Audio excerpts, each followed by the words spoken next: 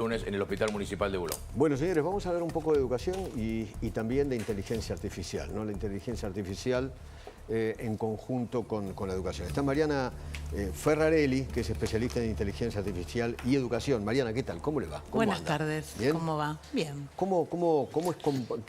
¿Qué compatibilidad hay entre el alumnado, la educación y la inteligencia artificial?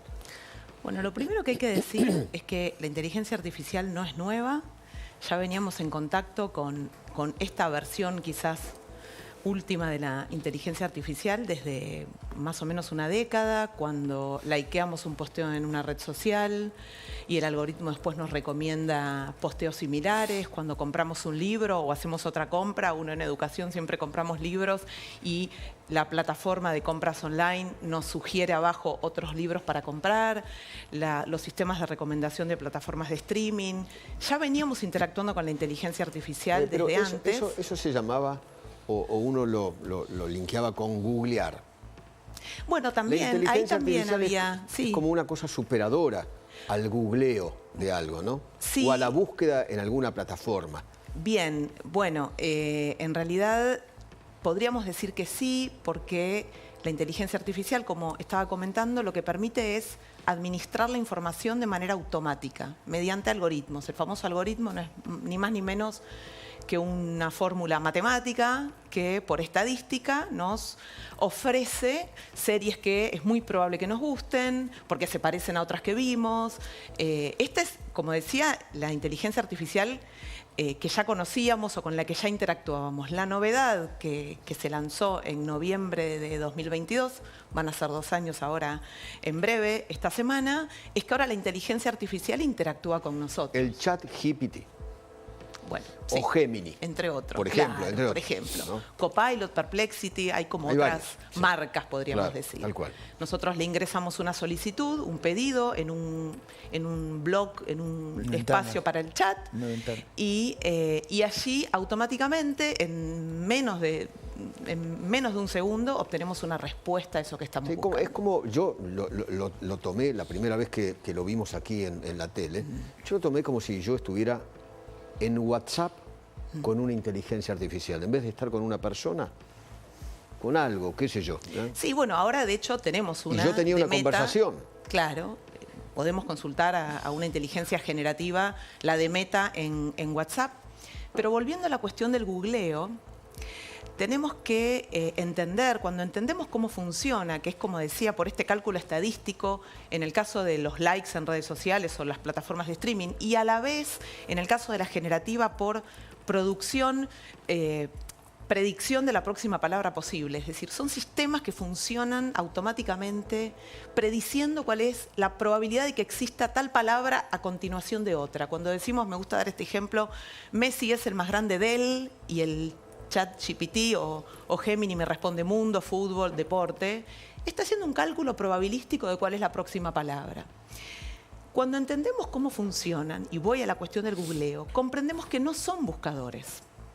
Uno le puede preguntar y la herramienta va a generar información a partir de su base de conocimiento, que es todo Internet. Básicamente, los sistemas operan a partir de todo Wikipedia, papers, archivos en PDF, feeds de redes sociales. Y ahí van haciendo este cálculo probabilístico de la próxima palabra posible. De allí que la información no necesariamente es verdadera en términos de lo que consideraríamos en educación o en periodismo. Entonces hay un tema ahí cuando yo googleo, la herramienta que uso, el navegador, me trae ciertas fuentes, yo ahí decido en función de cuál es la más confiable, según lo que estoy buscando y las que conozco, cuál es esa fuente que representa y que es valiosa para mí. Mientras que en el caso de ChatGPT o de Gemini, justamente estos 2 ejemplos, no me pone la fuente, es la herramienta de donde sacó esa información. Bueno, acabo de hacer, mientras usted me contaba eso, al ChatGPT 4, Messi es el más grande de él, lo que usted me sugirió. Y dice, Lionel Messi es considerado por muchos como el más grande del fútbol, y no es para menos su habilidad técnica, visión de juego, récord histórico y los logros tanto a niveles de clubes como de la selección argentina lo posicionan como una figura incomparable en el deporte. Y sigue. Ahí tenemos un problema. No me pone las fuentes, como usted me dice. No pone las fuentes y además tienen un problema con la verborragia. Uno pide algo pequeño, uno pide, decime cuál es la próxima palabra, completame esta oración con una palabra y tienen un problema de decir mucho todo el eso tiempo. es predictivo, esto es mucho más importante que un lenguaje predictivo. Sí, pero finalmente... Si me pone mundo nada más, me decepciona. Porque Depende porque cómo le dice, pidamos. además, para millones de personas alrededor del mundo, Messi no es solo el más grande del fútbol, sino un símbolo de inspiración y excelencia. Claro. Bueno, ¿Hay algo depende más de lo que que quieras querramos. destacar de su carrera o logros? Todavía me incita a seguir preguntándole y a seguir conversando con Seguramente. él. Sin embargo, dependiendo qué le estamos pidiendo, si le hubiéramos pedido completame esta oración con una palabra, es probable que hubiera respondido de una manera similar. Tienen algunos rasgos las producciones hechas exclusivamente con inteligencia artificial.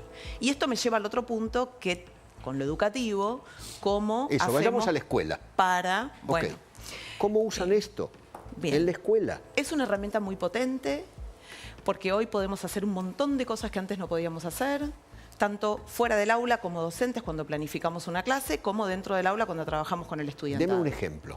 Por ejemplo, vamos a debatir sobre algún tema candente de la actualidad, le podemos pedir 5 ideas para iniciar un debate a favor de determinado argumento y en contra de determinado argumento. Entonces ahí ya tenemos de dónde arrancar. Rompe la hoja en blanco, son herramientas que por su producción de texto sobre todo, hay otras que producen imagen, video, voz incluso, pero en el caso de las de texto, permiten romper la hoja en blanco, ¿no? En SEO, por ejemplo, acá me dio 5. escriben muy bien. A ver. Inteligencia artificial, ¿aliada o amenaza? Una pregunta, por ejemplo. Cambio climático, ¿estamos haciendo lo suficiente a favor o en contra? Todo el debate. Bien. Bien. No, es impresionante. Y Uno además le puede en milésima pedir, de segundo, ¿no? Por ejemplo, 5 ideas para un debate. Podemos pedirle las notas del orador si le cargamos una presentación en PowerPoint que tenemos que dar. Le podemos cargar un PDF con ideas propias, con el material que vamos a trabajar en una clase y solicitarle que nos genere esa misma presentación digital para utilizarla en el aula. Y en clase, por ejemplo, una vez que terminamos de trabajar, pienso en el nivel secundario, en la universidad, en donde el estudiantado tiene más independencia, más autonomía para manejar estas herramientas, podemos pedirles que a partir de lo trabajado en clase, de la bibliografía, de lo atravesado a lo largo de un proyecto, bueno, le pregunten al chat, le pidan definiciones, le pidan un glosario, por ejemplo, con conceptos, con ideas, y desde el conocimiento atravesado, desde el conocimiento logrado, construido en el aula, se valide ese glosario. Le acabo de preguntar al ChatGPT 2 preguntas para usted. Bien. Le pedí, dame 2 preguntas para el tema de educación e inteligencia artificial. Primera pregunta, ¿debería la inteligencia artificial reemplazar a los maestros en ciertas áreas de la educación? Bien. Buena pregunta, ¿no? Es una muy buena Muy buena pregunta. pregunta. Es Bien una el pregunta chat, compleja y mi respuesta es un no rotundo. Yo creo firmemente que los docentes nunca seremos reemplazados, en la medida que, por supuesto, sigamos apasionados con nuestra profesión y busquemos generar curiosidad en el estudiantado y pasión por el O conocimiento. sea, es una herramienta. Sí, podríamos decir Una que herramienta más de la educación. potencia nuestra profesión, potencia el aprendizaje de los estudiantes, en la medida que no busquemos reemplazar, no digo ya tanto una profesión, pero ideas Ok. y procesos que tenemos que atravesar todos Segunda juntos en el pregunta, aula. ¿es justo utilizar la inteligencia artificial para evaluar el desempeño de los estudiantes? Bien, ahí tengo algunas alternativas. Quiero también ser muy tajante con esto y bien directa. Los detectores hay algunas inteligencias artificiales que se usan para detectar si en un escrito se usó inteligencia artificial para escribir. Muy bien. Para cuando hacen trabajo práctico Por ejemplo. los estudiantes. Tesis Por o ejemplo, trabajos prácticos. Esos detectores no sirven. Dan una orientación, pueden llegar a acercar, si tenemos alguna duda, nos pueden llegar a confirmar algo, pero la realidad es que no hay nada como la intuición docente para esta cuestión. Y después, hay cuestiones también para tener en cuenta en el momento de decidir si un escrito fue realizado con inteligencia artificial, en donde quizás no nos interesa tanto si se usó o no se usó ChatGPT, sino más bien si el escrito tiene ideas concretas trabajadas en clase, pienso en educación superior, si cita la bibliografía correctamente, si los párrafos tienen, digo, es lo básico de la escritura, ¿no? Si los párrafos tienen una dirección acorde con lo que se está expresando.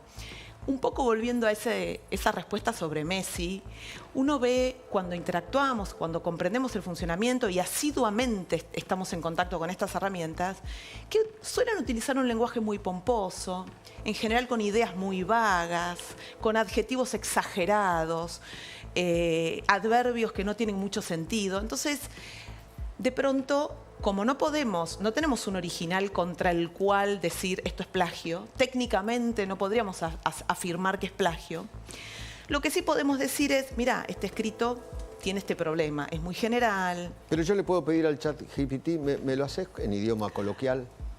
Bueno, a lo mismo que me escribió sobre Messi, yo le puedo decir, sobre esto, ¿me lo puedes dar en idioma coloquial? Sí.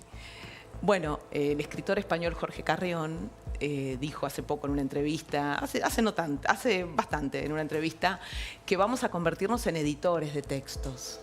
Bueno, es una alternativa para explorar. Me parece que estamos en un momento de estas tecnologías emergentes en donde podemos explorar esas ideas también, esas alternativas. Convertirnos en editores.